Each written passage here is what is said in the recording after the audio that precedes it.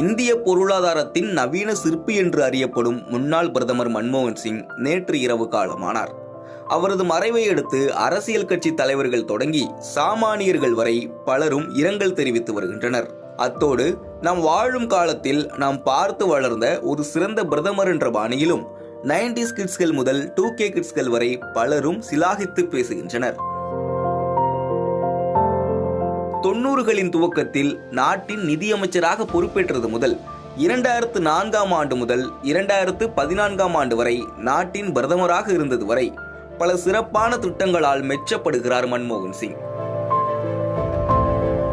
பல காலகட்டங்களில் ஒவ்வொரு சூழலிலும் நாட்டின் நிலை குறித்தும் தன் மீதான விமர்சனம் குறித்தும் மனதின் ஆழத்திலிருந்து மன்மோகன் சிங் சொன்ன வார்த்தைகள் சிலவற்றை பார்க்கலாம். 1991ஆம் ஆண்டு ஜூலை 24ஆம் தேதி நாடாளுமன்றத்தில் முதன்முறையாக உரையாற்றிய மன்மோகன் சிங் பிரபல பிரெஞ்சு எழுத்தாளர் விக்டர் ஹியூகோவின் வரிகளை மேற்கோள் காட்டினார். அப்போது ஒரு கருத்தியலுக்கான நேரம் வந்துவிட்டால் அதனை பூமியில் இருக்கும் எந்த சக்தியாலும் தடுத்து நிறுத்த முடியாது என்று பேசினார். ஆகஸ்ட் 25, 1999ஆம் ஆண்டு நடைபெற்ற ஒரு உரையாடலின் போது நமக்கு புது வகையான அரசியல் தேவைப்படுகிறது என்று நம்புகிறேன். வெளிப்படையான அரசியலோடு மக்களுக்கு அனைத்தையும் நேரடியாக சொல்ல வேண்டும். நம்மால் மக்களை ஏமாற்ற முடியாது என்று பேசினார்.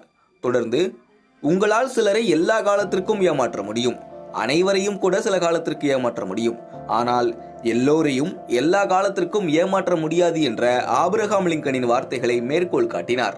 2014ஆம் ஆண்டு ஜனவரி 3ஆம் தேதி பலவீனமான பிரதமர் என்று தன் மீது வந்த விமர்சனத்திற்கு பதிலளித்த மன்மோகன் சிங் தனது மனதின் அடி ஆழத்திலிருந்து சில வார்த்தைகளை பகிர்ந்து கொண்டார்.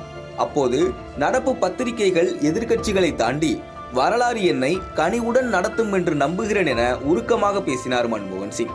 இந்த வார்த்தையைத்தான் இன்றைய தினம் பலரும் முணுமுணுத்து வருகின்றனர். அதே தேதியில் பிரதம வேட்பாளராக நரேந்திர மோடி முன்னிறுத்தப்பட்ட போது மோடி பிரதமரானால் அது நாட்டிற்கு பேரழிவாக அமையும் என்று விமர்சித்தார் மன்மோகன் சிங்.